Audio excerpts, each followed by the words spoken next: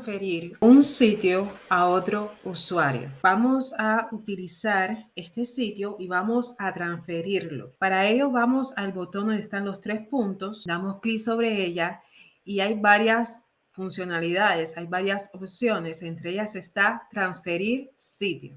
En transferir sitio, usted puede automáticamente enviar toda la propiedad a la persona a quien se lo va a transferir. Es decir, ya usted no va a hacer uso de ese sitio.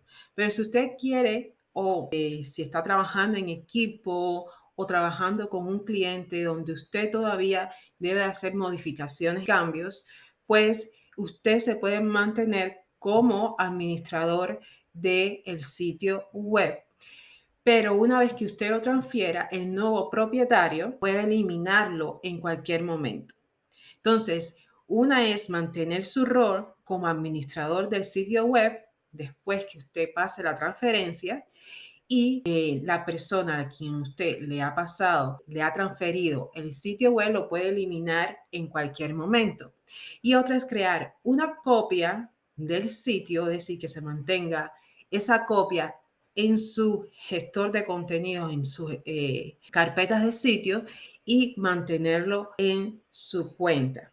Entonces, para ello vamos a mantener nuestro rol de este sitio.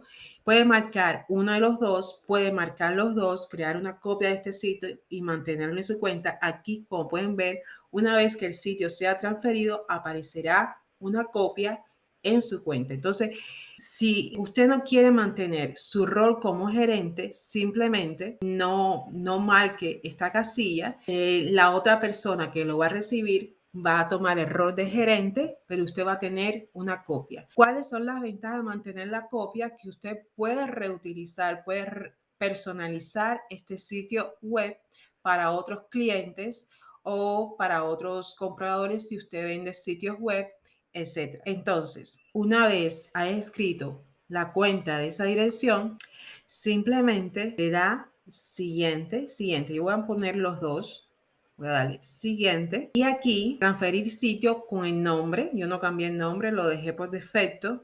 El nuevo propietario, el nombre del nuevo propietario. Aquí usted va a seguir siendo el administrador o el gerente de la página web para este sitio después de la transferencia y crea una copia de este sitio. El sitio estará disponible en su cuenta. Entonces, aquí confirma que al transferir este sitio, el mismo es propiedad de Contact, es decir, del nuevo propietario, quien es el propietario de todos los datos del sitio, incluidas las cuentas y los servicios subcontratados.